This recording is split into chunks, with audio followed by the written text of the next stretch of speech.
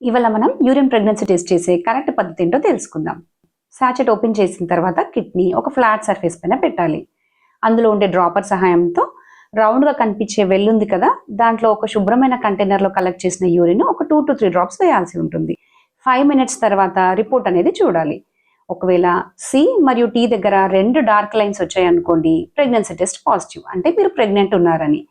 ఒకవేళ మనకి సి దగ్గర డార్క్ లైన్ వచ్చి టీ దగ్గర లైన్ ఏం రాలేదనుకోండి, అప్పుడు ప్రెగ్నెన్సీ టెస్ట్ నెగిటివ్, అంటే ప్రెగ్నెన్సీ లేదని అర్థం.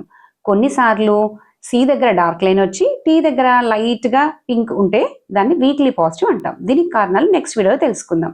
ఒకవేళ కిడ్నీ అలాగే వదిలేసినట్టయితే ఒక 10 minutes తర్వాత లేట్గా చూసినట్లయితే కొన్నిసార్లు యూరిన్ ఎవాపరేట్ అయిపోయి టీ దగ్గర లైట్ పింక్ లైన్ అనేది కనిపిస్తుంటుంది. దీన్నే ఎవాపరేషన్ లైన్ అంటాం.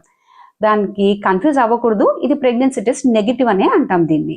Thank you.